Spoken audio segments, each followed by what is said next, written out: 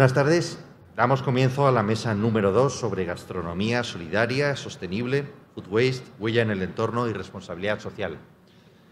Interviene don Rafael Fernández Montalvo, exmagistrado del Tribunal Supremo, abogado y socio de Cremades Calvo Sotelo; José Ramón Couso, abogado, socio director de Chavarri Abogados; Juan Carlos Gutiérrez, abogado, socio de Cremades Calvo Sotelo; como representante del sector de la gastronomía, Pepa Muñoz, dueña del restaurante El Cuenco de Pepa; y modera Luis Suárez de Leso, presidente de la Academia Madrileña de Gastronomía.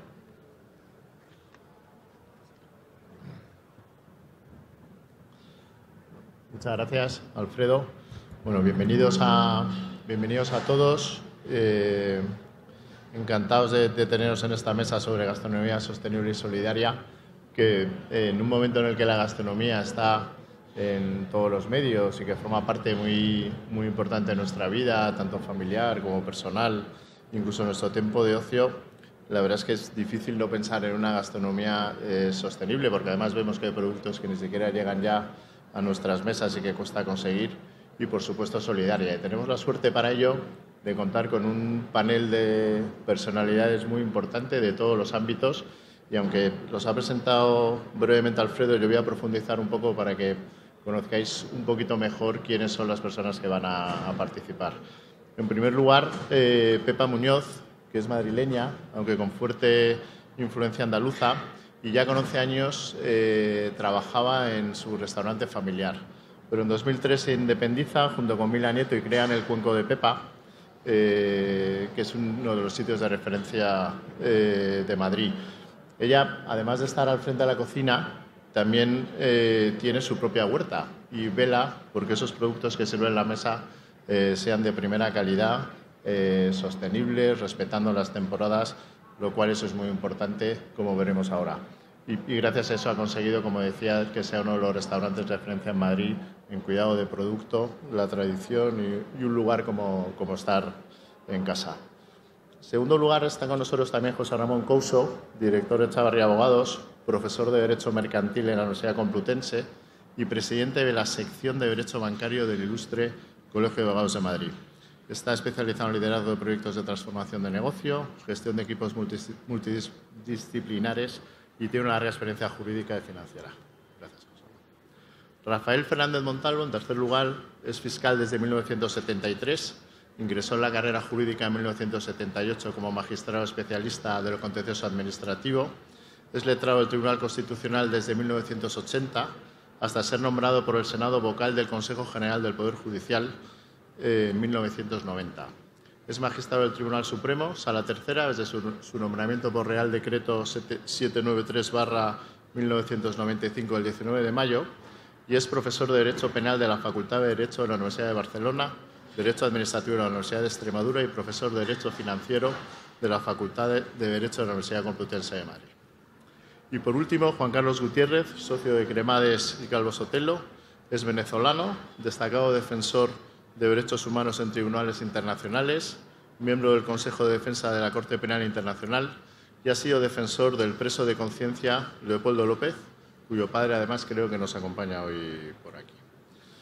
Y con este estupendo panel de expertos voy a empezar con una pregunta, si os parece, para los cuatro, así para abrir un poco boca y que respondáis brevemente. Bajo vuestro punto de vista, ¿cuál es la razón para que en un momento como este hablemos de gastronomía solidaria y sostenible? Venga, Pepa, empiezas tú. Buenos días a todos y muchas gracias por haber contado conmigo para estar aquí en esta mesa con estos señores que saben tanto. Una de las razones que creo que estamos tomando conciencia de una gastronomía saludable y sostenible es sobre todo la salud. Yo creo que es la base principal, ¿no? de lo que comemos, de cómo se produce y de cómo llega a la industria o a los restaurantes o a nuestro consumo. Creo que es para mí lo más importante. ¿Sigo yo? Bueno, pues muchas gracias. Lo primero, gracias a la organización. Gracias y me ilusiona el repetir en un evento como este. El año pasado fue un éxito y veo que este año pues también lo está siendo, y gracias a Alfredo también por organizarlo, coordinarlo y perdona, pero me extiendo un poco porque te tengo que dar las gracias. Respecto a lo que me comentabas, yo creo que siempre es bueno destacar tendencias y en el mundo de la empresa, en el mundo de la abogacía, desde luego cada vez hay una mayor tendencia hacia la transparencia, hacia la responsabilidad social, y eso con el apoyo, el boom, con el auge que está teniendo la gastronomía, no solamente en nuestro país, sino a nivel internacional, por lo que implica, creo que es magnífico relacionar esa gastronomía solidaria, saludable, en un evento como este, ponerlo de manifiesto.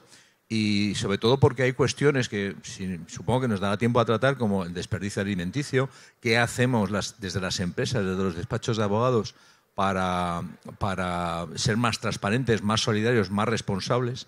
Y creo que es una buena oportunidad para hacer alguna reflexión importante, aprovechando además también la presencia de Juan Carlos sobre qué está pasando en el mundo en general, y cómo se está utilizando, cómo se está viendo esta responsabilidad que creo que tenemos organizaciones y personas para hacer algo sostenible, duradero en el tiempo y beneficioso, como decía Pepa también. Gracias. Bueno, buenos días, muchas gracias por la invitación y este magnífico evento, ¿no? Yo quisiera partir de conceptualizar la alimentación como un derecho fundamental. En efecto, es un derecho fundamental consagrado en el artículo 25 de la Declaración Universal de Derechos Humanos. Y lo interesante es que la visión de este derecho fundamental en el contenido de esta norma es bajo 3 parámetros fundamentales. El primero de ellos es el derecho del ciudadano a tener una calidad de vida adecuada. Y especialmente en lo relativo a la alimentación, tiene estos 2 aspectos indispensables. Primero, como ha dicho Pepa muy bien, la salud. El derecho a la alimentación está íntimamente vinculado con la salud y en paralelo con el bienestar. Entonces esa mezcla de la necesidad de proteger a la salud y en paralelo con el bienestar en el contexto cultural, en el contexto social, es el marco de lo que constituye la gastronomía. Y sin lugar a duda alguna, desde una perspectiva de derechos humanos, la gastronomía forma parte fundamental del derecho humano a la alimentación. Hola, buenos días. También agradezco pues, la invitación que me permite participar en este panel para hablar de un tema que realmente tiene interés. Y yo creo que el interés deriva del propio concepto de la economía sostenible, de la gastronomía sostenible. Es una gastronomía que apela a productos ecológicos, a empresas que realizan su actividad bajo los postulados del desarrollo sostenible, esto es, del equilibrio económico, social, medioambiental. Por tanto, creo que es un tema de la máxima actualidad. En la etapa premoderna, la humanidad era consciente de los límites de los recursos naturales, de la energía. La etapa moderna, en cambio, considera que el crecimiento puede ser un crecimiento ilimitado, donde la escasez de los recursos y la escasez de la energía se compensa con el conocimiento y, por el contrario, se cae en la cuenta de que estos recursos siguen siendo limitados y que un crecimiento, un desarrollo ilimitado, sin tener en cuenta estos condicionamientos, puede llegar a la catástrofe ecológica y también, por tanto, a la ruina económica. Desde la perspectiva del derecho, como decía Juan Carlos, el derecho a la alimentación está reconocido en textos internacionales, en el artículo 25 de la Declaración de Derechos Humanos, en el artículo 11 del Convenio sobre Derechos Económicos, Sociales y Culturales.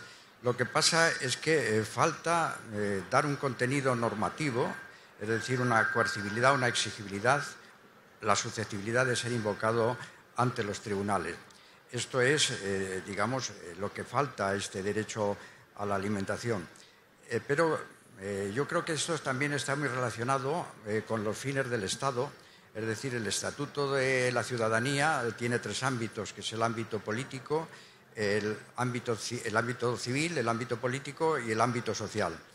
El siglo XIX es el de la ciudadanía de los derechos civiles, del derecho a la libertad personal, el derecho a la igualdad ante la ley, la igualdad ante los tribunales. El siglo XIX es el siglo de la participación política y el siglo XX es el siglo de los derechos económicos, cuando aflora el estado del bienestar, el estado-providencia, que sin embargo entra en crisis en los años 70, es la primera crisis del estado-providencia. De acuerdo. No, decía que la intervención de los poderes públicos en relación con este derecho está muy relacionado con estos fines del Estado y este reconocimiento del estatus de la ciudadanía, y que en el ámbito del estado del bienestar, que se corresponde pues en la época de Roosevelt, el dotar de un mínimo de bienestar para el ejercicio de los derechos civiles y políticos resulta básico, y que entra en crisis, sin embargo, en el siglo XX, en la primera crisis del petróleo, que se cuadruplica el precio del petróleo, pero sobre todo como con el fenómeno de la globalización, un fenómeno complejo de raíces sociales y sobre todo tecnológico. Por tanto, creo que es de absoluta actualidad el que tratemos de este derecho a la alimentación y sobre todo de una alimentación sostenible enmarcada por estos dos elementos, que son los productos ecológicos y el desarrollo sostenible, que no es otra cosa que la capacidad para satisfacer las necesidades actuales, respetando la capacidad de las generaciones futuras para satisfacer sus propias necesidades. Muchas gracias a los cuatro por esta primera introducción. Pepa, rodeado de tres expertos jurídicos, voy a empezar contigo para que nos cuentes tu visión como cocinera y hortelana, que eso me parece un verdadero lujo, poder tener tu propio huerto, sobre todo estando con el restaurante en Madrid, aunque lo tengas en Ávila. ¿Cuál es tu visión de esta gastronomía sostenible? ¿Cómo la perciben tus clientes? Si te ha generado algún problema en algún momento, ¿cómo lo ves tú? Nosotros llevamos 16 años con el restaurante. Al principio empezamos con una sostenibilidad, digamos, entre comillas, inconsciente. No éramos conscientes. Lo que sí teníamos una responsabilidad como cocinera y lo que podíamos ofrecer a nuestros clientes. Y producto que yo quería para mis clientes o poner para mis platos no los encontraba en el mercado. Había, pero no era la calidad o lo que yo quería dar a mi cliente para hacer mis platos. Entonces empezamos a hacer la huerta, junto con José, que es nuestro hortelano, y Mila, que es mi socia, que es la persona que me llevó a Ávila, y me dijo, aquí es donde hay que venir. Y la verdad que ha sido, aparte del trabajo nuestro, pero el 50% de nuestro éxito ha sido nuestro hortelano y la huerta, ¿no? Entonces empezamos, ya vuelvo a repetir, inconscientemente a hacer una gastronomía sostenible, porque empezamos a respetar el producto, empezamos a ser muy conscientes con el riego,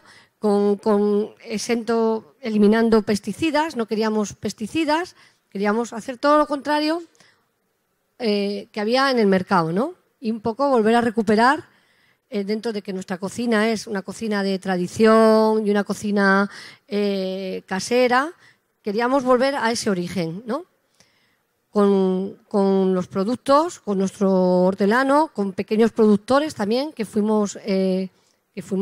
hemos ido incorporando a toda nuestra despensa, y ahora sí tenemos implantado en el restaurante, digamos como de 8 años para acá, la sostenibilidad conscientes. Ahora sí somos conscientes de todo ese trabajo que hemos ido haciendo 8 años anteriores, ya está instaurado, ¿no?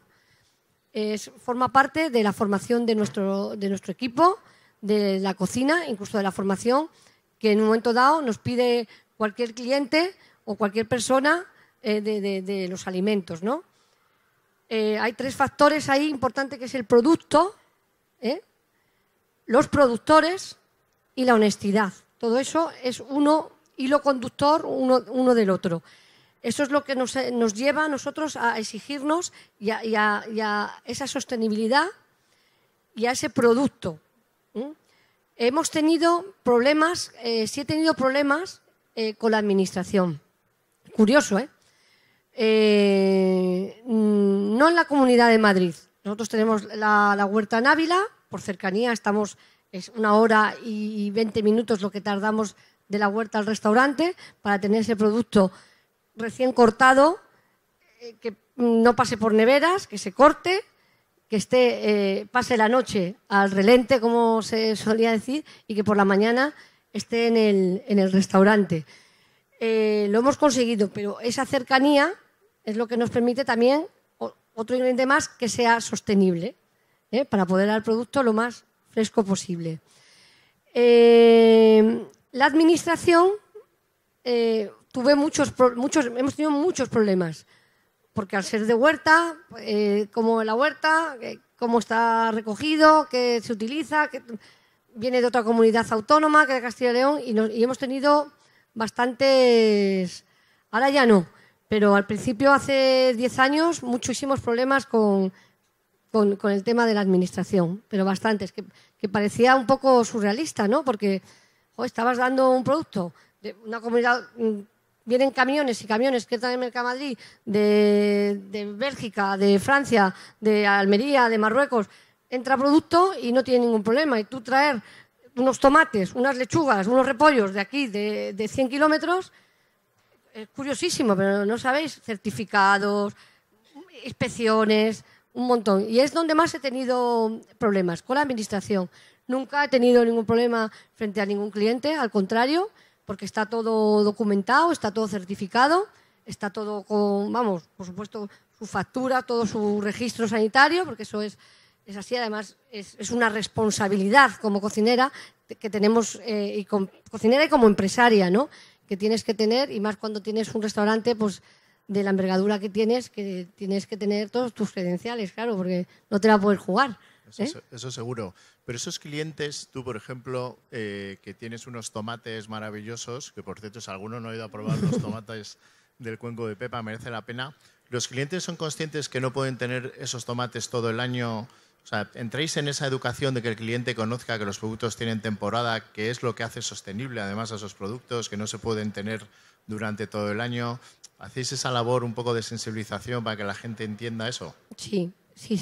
Toda esa, bueno, ya además que estamos en este congreso que hay mucha tecnología, ¿no? La tecnología nos lo permite, pues Internet, nuestra página web, en nuestra carta viene una pequeña documentación donde todo eso se explica, que se respetan las temporadas, que se respetan... Es verdad que ahora hay tomate todo el año, ¿no? Se cambia el semillero. Nosotras trabajamos con 5 semilleros diferentes a lo largo de todo el año, pero se le explica, te dice, es que yo estaba aquí hace 2 meses y el tomate es que ya es otro semillero. Ese tomate tiene sus propiedades, su personalidad, sus características, no tiene nada que ver con este ahora. Pero eso sí, se cuenta y se dice. Y luego una cosa que hemos hecho y que estamos haciendo y que seguimos trabajando es en recuperar semillas antiguas. Nosotros hemos recuperado los tomates de hace 80, 90 y 100 años que se dejaron de sembrar, ¿no? Por el cultivo, porque tenía mucha merma, porque la gente no quería ese tomate para consumo. En las grandes superficies o en la industria se empezó a cultivar un tomate que se sacaba más provecho y este desapareció, se dejó de sembrar. Y la verdad que ese trabajo es bastante sostenible, el haber recuperado eso. Y como estamos recuperando ahora cebollas, ahora tenemos ahora mismo la cebolla matancera, que era la de las matanzas, que es una cebolla maravillosa, de verdad, que no pica, que es una cebolla carnosa, que tiene su propia agua, que te cunde más. Es que si nos paramos a mirar el producto de temporada, el aprovechamiento es el doble o el triple de cualquier producto cuando se consume cuando no es su temporada. Y bueno, y seguimos pues con todo este tema de la huerta, que al final ya soy chef hortelana, voy a ser hortelana chef, voy a pasar, voy a cambiar el título, ¿no? Porque la verdad es que es una maravilla el campo, lo que nos da y lo que nos ofrece. Muchas gracias, Pepa. Es un placer. Vamos a pasar a un tema igual de importante, pero a lo mejor no tan divertido como el que nos cuenta Pepa. José Ramón, yo te quería preguntar, al hilo que estabais hablando del derecho a la alimentación, aprovechando lo que está pasando en Venezuela, que yo creo que es es una buena imagen para todos, porque lo estamos viendo en los telediarios todos los días y es muy actual. ¿Cómo ves tú esa utilización por parte de los poderes públicos de la utilización del derecho a la alimentación? Tanto a favor como en contra, evidentemente, pero que interfiera el poder político en ese derecho a la alimentación de su población y lo utilice para conseguir determinados fines. Sí, pues bueno, ciertamente no es un problema nuevo. Todos conocemos las técnicas en las situaciones pretéritas, ¿no?, históricas de guerras, asedios, etcétera. La utilización, sobre todo en situaciones de conflicto más graves, y esperemos desde luego que no llegue a la situación del querido país latinoamericano hermano, pero sí que es cierto que se está utilizando políticamente el derecho a la alimentación. Juan Carlos seguro que nos puede contar mucho mejor que yo esto. Sí que veo que hay una reacción de distintos estamentos, incluso de la alta gastronomía, frente a situaciones, incluso en países que podríamos llamar incontestablemente del primer mundo, como el caso de Estados Unidos, por parte de un chef tan importante como José Andrés, por ejemplo, en el caso lo recordaréis recientemente, ¿no?, la situación de bloqueo de los funcionarios públicos con el litigio que tienen demócratas, republicanos, etcétera, sobre la cuestión presupuestaria en el Muro de México. Oye, pues se han quedado muchas personas, miles y miles y miles de funcionarios sin cobrar. Y eso ha determinado que en la propia avenida Pensilvania, José Andrés, al ladito, se abran comedores que han estado dando comidas a los funcionarios federales. O sea, no estamos hablando de situaciones de guerra o situaciones en las que haya un verdadero conflicto manifiesto, ¿no?, sino situaciones en las que es necesario, y pienso que eso cada vez hay una mayor sensibilidad, se está volcando la alta gastronomía hacia cuestiones tan relevantes como esta. Por ejemplo, el food waste, las situaciones de desperdicio en las que antes apuntaba, de alguna manera somos todos responsables deberíamos serlo al menos, de planificar nuestro menú. Los restaurantes tienen un problema complejísimo. ¿Cuántos comensales van a venir? El tamaño de los platos, etcétera, etcétera, etcétera. Pero por lo menos estamos empezando a sensibilizarnos. Las cifras que afectan a la sostenibilidad del planeta, que hacen relación al desperdicio de alimenticio, son brutales. Brutales. Kilómetros cúbicos y kilómetros cúbicos de CO2 se están emitiendo a la atmósfera como consecuencia de una producción desmedida de determinados alimentos, y a veces los propios consumidores somos responsables cuando compramos más de lo que nos hace falta, esas ofertas del 2x1, o las empresas también lo podemos ser. Pero centrando, y si no me quiero desviar de la cuestión que planteabas, cómo no, estamos viendo situaciones terribles, no solamente, por supuesto, en Venezuela, con este pulso que se está echando, que hemos visto en Siria, que hemos visto en otras sitios, en el conflicto está abierto. Desde luego siempre hay un rayo de la esperanza.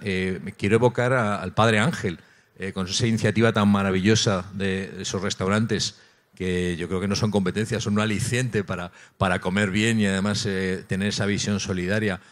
Creo que fue el día de Nochebuena, hizo una cena maravillosa en el Museo del Prado, y la gente dirá, joder, ¿qué hace una cena en el Museo del Prado de platos de alta gastronomía? Pues me parece maravilloso. O sea, esa visión de que la gastronomía tiene que ser sostenible, pero además también solidaria, creo que es importantísima. Y si me lo permites, bueno, sin perjuicio de que, por supuesto, como mediador le quieras preguntar lo que sea a Juan Carlos, teniendo a Juan Carlos aquí, me gustaría que nos hiciera alguna reflexión sobre eso, pero no me quiero entrometer en tu función. Seguro, eso iba a pasar en algún momento. Lo que quería, antes de pasar a Juan Carlos, que Rafael, al hilo de esto de ese derecho a la alimentación, ¿qué se está haciendo en los países del entorno desde el punto de vista normativo respecto a este tema?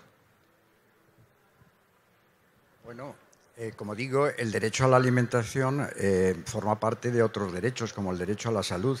La Constitución española no lo recoge como derecho autónomo, pero es un principio de la política económica y social, reflejado en el artículo 43. Y, en cambio, curiosamente, en relación con la gastronomía, que podemos llamar gastronomía sostenible, que es, por una parte, alimentos ecológicos más progreso sostenible, ahí sí que hay una regulación específica, porque tenemos a nivel europeo el Reglamento 848 del 2018, que nos dice lo que son los alimentos ecológicos. Es un problema que tiene tradición en España. Yo recuerdo que estando en el Tribunal Supremo, una de las primeras cuestiones prejudiciales que planteó el Tribunal Supremo ante el Tribunal de Luxemburgo fue en materia de la producción ecológica. En aquella época, ya por el año 2001, el Comité Andaluz de Agricultura Ecológica interpuso un recurso contencioso administrativo frente a un Real Decreto del año 2001 que modificaba la regulación que contenía el reglamento precedente sobre el etiquetado de la producción ecológica y sobre la utilización de los términos bio y eco. El Tribunal Supremo, fue una ponencia mía, entendió que vulneraba el derecho europeo, planteó cuestión prejudicial ante el Tribunal de Luxemburgo y fue una cuestión prejudicial estimada y, por tanto, se prohibió la utilización de esos términos porque inducían a confusión respecto de los consumidores. En la actualidad, la normativa europea, como digo, está recogida en un reglamento de la Unión Europea del 2018. Nos dice lo que es un producto ecológico, que es aquellos en los que se utilizan los sistemas más favorables de respeto al clima y al medio ambiente, favorece la biodiversidad y además con un cierto grado de bienestar animal. Este tipo de producción ecológica está sometido a un régimen de producción de manera que trata de garantizar la autenticidad del producto, establece unos mecanismos de control y una serie de supuestos de infracción que se tipifican y que llevan aparejada sanción. Por tanto, si el derecho a la alimentación es un derecho básico que obviamente en sus límites roza con el propio derecho a la vida, pero que como tal no es ejercitable ante los tribunales como un derecho autónomo, es un principio que rige la política económico-social de acuerdo con nuestra Constitución. Sin embargo, en esta proyección de garantía frente al consumidor sí que tiene su regulación específica, por una parte en la producción ecológica y por otra parte en las denominaciones de origen e indicaciones geográficas protegidas, donde hay una regulación singular tanto a nivel europeo en un reglamento del año 2012 y por otra parte en una ley, la Ley 6/2015, para las denominaciones de origen e indicaciones de origen protegidas de ámbito supraautonómico. Hay una regulación propia y específica que garantiza unos estándares de calidad que están anudados al origen del producto y a los mecanismos de producción y, por tanto, desde esa perspectiva sí que hay una intervención decidida por parte de los poderes públicos. No así, en cambio, en relación con el otro tema, el del desperdicio y el de la acumulación, que fundamentalmente procede de una mala planificación, de una inadecuada utilización de los stocks, de confusiones en el etiquetado. Ahí esto todavía se necesita pues una actividad mayor por parte del Estado y de los distintos niveles de la Unión Europea y de las comunidades autónomas y de los municipios, pero en cambio sí que se trata de intervenir y garantizar al consumidor que los productos que llevan el etiquetado eco o bio correspondan a un sistema de calidad como los que utilizan las denominaciones de origen a través del establecimiento de actos prohibidos y de defensa frente a las marcas. Muchas gracias, Rafael. Y, Juan Carlos, más allá del tema venezolano que te ha soltado el guante José Ramón, yo quería que nos hablaras de los productos transgénicos, que en todo esto que tiene que ver con la sostenibilidad participan activamente en el debate, que nos dijeras un poco también en el entorno cómo se está tratando este tema. Seguro, con mucho gusto. Rafael en su primera intervención hizo correctamente una referencia no solo a la Declaración Universal de Derechos Humanos, sino al Pacto de Derechos Económicos, Sociales y Culturales, que también desarrolla en forma progresiva lo que constituye el derecho a la alimentación. Y específicamente en el artículo que decía Rafael, el artículo 11, se amplía el concepto del derecho a la alimentación de la Declaración Universal y se incorpora dos aspectos fundamentales. El primero de ellos es el derecho a no sufrir hambre. Y eso se conecta con lo que refiere José Ramón y lo que padecemos los venezolanos, que es una situación de crisis humanitaria y la exacerbación del hambre en mi país. En unos minutos al final haré alguna referencia a ello. Pero el otro elemento que se conecta de manera directa con el contenido de este Congreso es que el Pacto de Derechos Económicos, Sociales y Culturales hace expresa mención a la necesidad de la utilización de los avances de la tecnología y de la ciencia para optimizar, mejorar, incrementar todos los aspectos relacionados con la producción, la conservación y la distribución de los alimentos. Y también la Convención del Niño establece como parte de la protección del interés superior de los niños es el empleo de la tecnología para mejorar la capacidad y la producción de alimentos que permitan no solo la cantidad, sino la calidad y los nutrientes necesarios para que el niño pueda desarrollarse.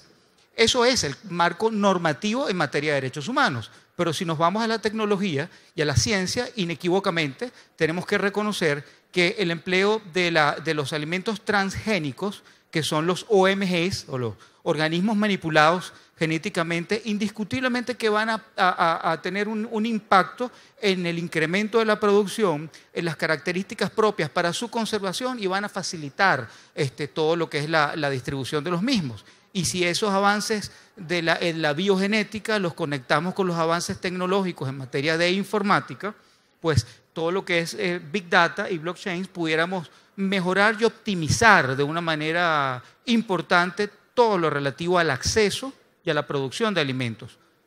Pero, y es un pero muy grande que hay que colocar, está de igual manera acreditado de que estos alimentos transgénicos producto de la manipulación genética tienen ineludiblemente también impactos ambientales, impactos a la biodiversidad, impactos de gran contaminación al medio ambiente y en paralelo las consecuencias a la salud.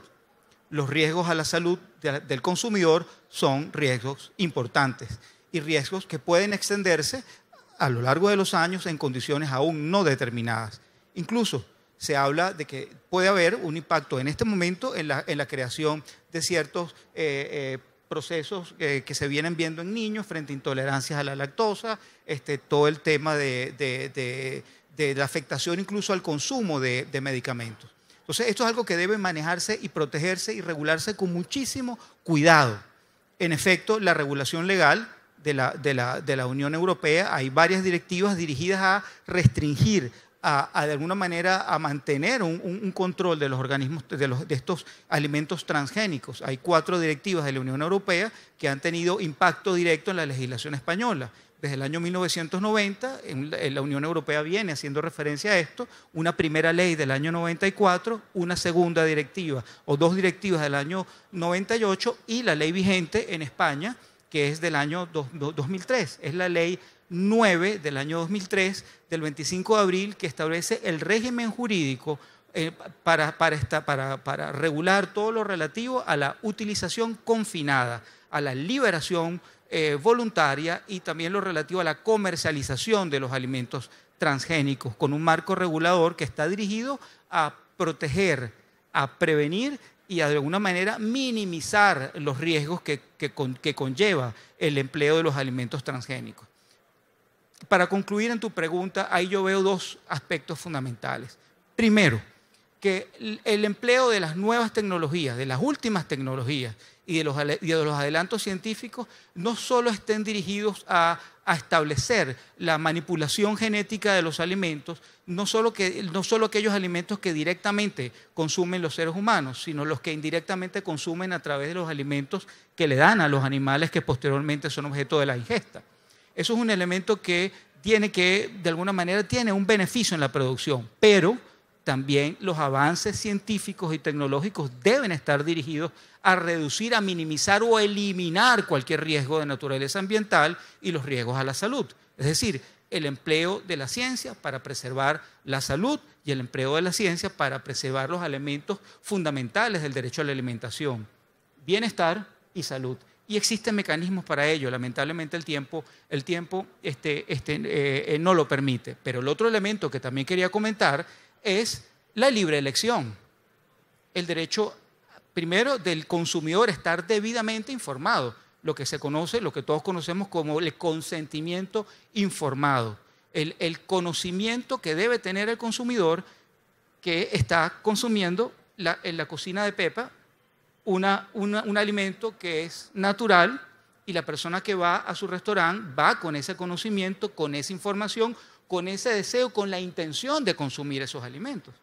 Pero también que el consumidor tenga la libertad de escoger la posibilidad de consumir alimentos transgénicos, con un conocimiento y un consentimiento informado, para lo cual están las normas de etiquetado contenidas en las directivas de la Unión Europea y recogidas en la ley que le he hecho mención. Debe estar debidamente etiquetado e informado el consumidor cuando esté en presencia de unos alimentos que tengan un origen en organismos manipulados genéticamente. Pero un poco la propuesta también que eso se lleva a la gastronomía, a los restaurantes. Que el restaurante tenga la obligación de indicar en su carta, así como algunos mencionan que se trata de comida bio, que se trata de comida libre, gluten free, o se trata de alimentos veganos, pues también los restaurantes en sus menús hagan referencia cuando esos alimentos contienen vegetales que han sido preparados o elaborados con elementos transgénicos y también animales. Eso es uno de los elementos que eso tiene que presentarse. Insisto, el consentimiento informado del consumidor.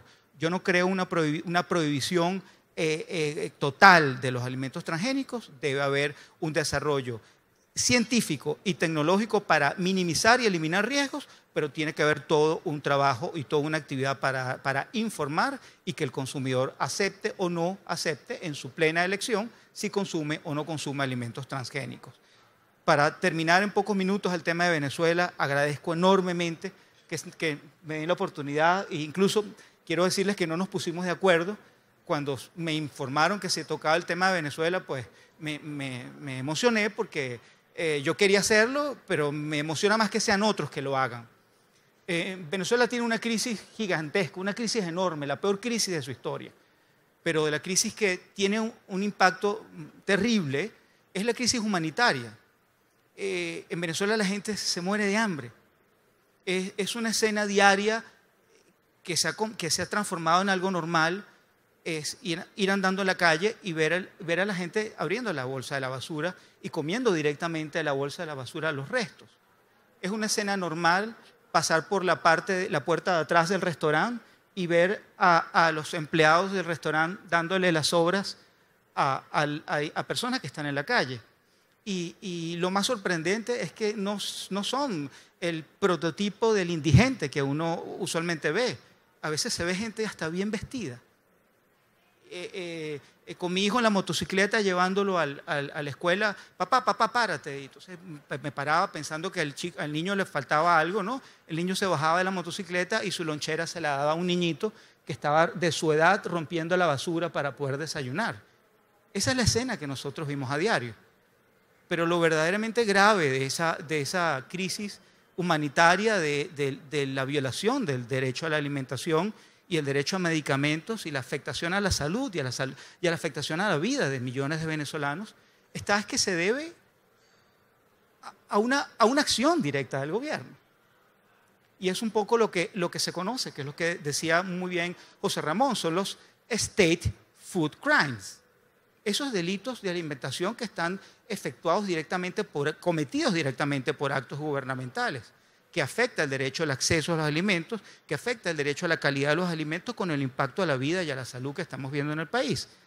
En los próximos días, gracias a la comunidad internacional, va a haber un esfuerzo gigantesco por tratar de hacer entrar alimentos y medicamentos al país.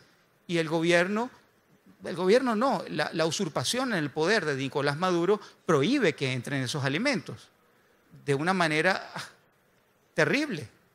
Hay un esfuerzo gigantesco por las aduanas en Colombia, en Brasil, en Curazao, con una ayuda humanitaria gigantesca. Sin embargo, el gobierno, en actuaciones que constituyen crímenes de lesa humanidad, El Estatuto de Roma, su artículo 7, establece el crimen de exterminio cuando hay privación de alimentos y medicinas. Y en situaciones de conflicto, el empleo del hambre como estrategia de guerra o la interrupción de los suministros alimentarios también es un crimen de guerra. Es decir, se trata de crímenes de lesa humanidad que se están cometiendo en contra de mi pueblo. El día 23 de febrero va a entrar la ayuda humanitaria a Venezuela. ¿Qué va a pasar? Ya veremos qué va a ocurrir, pero Venezuela está sufriendo la peor crisis de nuestra historia y la comunidad internacional así lo ha entendido y está haciendo sus mejores esfuerzos para que pueda ingresar medicamentos y alimentos a mi país. Muchísimas gracias por el apoyo de todos en ese sentido.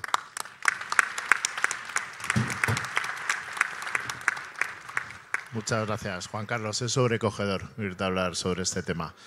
Nos quedan 3 minutos para acabar y me gustaría que acabarais cada uno dando vuestra visión de qué pensáis que se puede incluir en un futuro ordenamiento sobre este tema. En el ordenamiento español, ¿qué creéis que se puede mejorar ese ordenamiento? Que además es uno de los objetivos del Congreso. ¿Qué propuestas tenéis para ello? Venga, 1 minuto cada uno. Aquí ellos son los señores que tienen que decir, porque yo no puedo. Yo lo único que pido es que haya mucha responsabilidad a la hora de consumir, a la hora de comprar, a la hora de cocinarlos y siempre mirar, buscar el origen del producto, cómo ha sido alimentado, cómo ha sido regado, cómo, las fechas, todo eso es mi consejo. De ahí estos señores son los que tienen la mano para poder hacer alguna ley.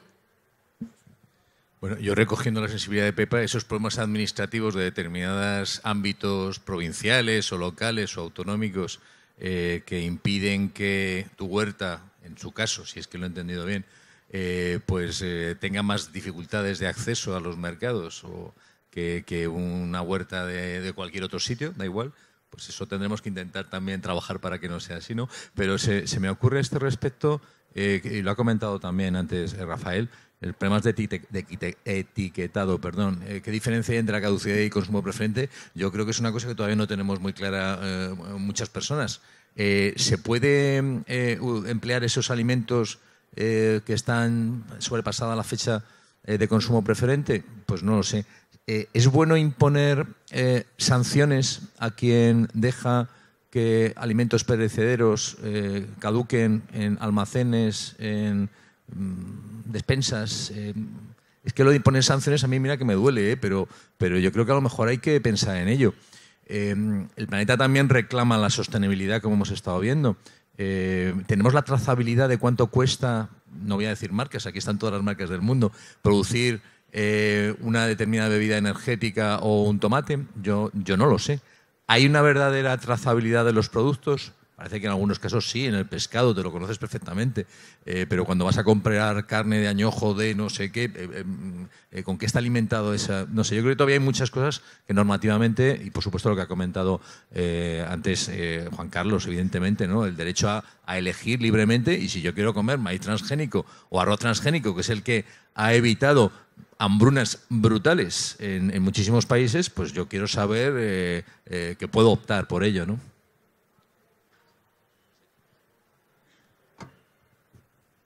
Sí, yo sí creo que es importante que en la ley de la gastronomía contenga elementos fundamentales de lo que es la responsabilidad social empresarial.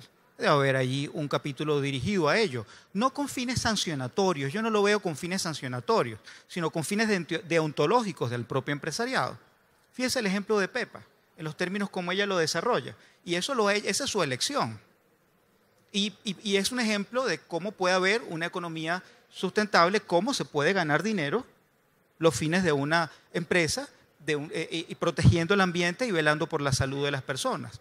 Pero sí, un poco para concretar, para ser muy preciso, la invitación a los efectos de una ley de gastronomía es que esté inspirado en materia de responsabilidad social empresarial bajo los principios de derechos humanos y empresas establecidos por la Organización de las Naciones Unidas, los llamados principios ROGI, que han tenido de alguna forma un impacto en algunas directivas de la Unión Europea y han sido recogidos en España por el Plan Nacional de Derechos Humanos y Empresas del año 2017.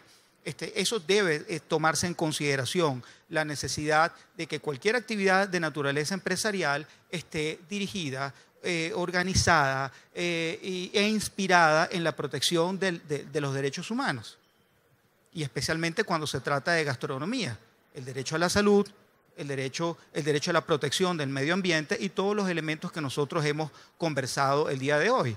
Y el otro elemento de naturaleza normativa, a pesar de que el Estatuto de Roma de la Corte Penal Internacional contempla el crimen de exterminio en los términos que he comentado y el crimen de guerra, de supresión de alimentos, sí debe haber un avance dentro del derecho internacional penal para tipificar estos crímenes de Estado en contra de la población cuando se suprimen maliciosamente los alimentos.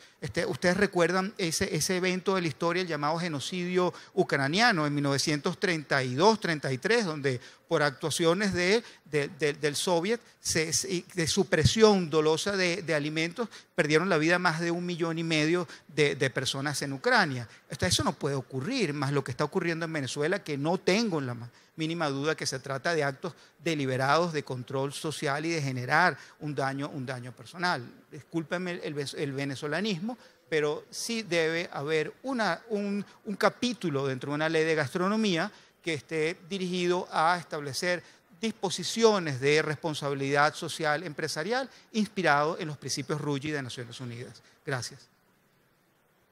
Bueno, yo creo que, en primer lugar, la educación es un elemento importante a la hora de lograr que haya una economía sostenible, que se conciencien realmente desde la educación de la importancia que tiene esta capacidad de satisfacer nuestras necesidades sin merma de la capacidad para que las generaciones futuras también satisfagan la suya.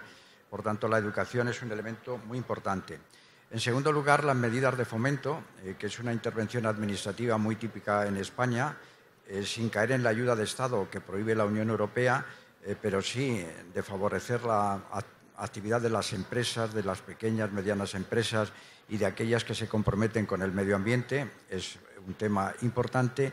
Y después, desde el punto de vista de la gastronomía solidaria, la gestión de la comida sobrante es también algo muy importante, muy trascendente, que debería afrontarse desde los poderes públicos. A nivel europeo hay un fondo europeo que favorece las donaciones a través de organizaciones no lucrativas para los más favorecidos. Es una norma europea que no es muy conocida en España y desde el punto de vista del derecho interno, del derecho español, hubo una proposición de ley del Partido Popular que se estuvo tramitando en el Senado, también a favor de estas donaciones, de estas comidas sobrando a personas no favorecidas, que no se ha convertido en ley. Pero yo creo que uno de los objetivos importantes de los retos para el poder público en el futuro próximo es precisamente esa gestión de la comida sobrante, y a través de esas iniciativas europeas o de esas iniciativas políticas que tienden pues, a dar un destino honroso a esta comida que, por otra parte, resulta contaminante para el medio ambiente, creo que es por donde debería transcurrir en el futuro próximo la legislación. Muchas gracias. Bueno, pues muchas gracias a los cuatro. Ha sido un verdadero placer escucharos hablar sobre este tema con tanto conocimiento, y me gustaría acabar con un aplauso para los cuatro porque ha sido muy interesante.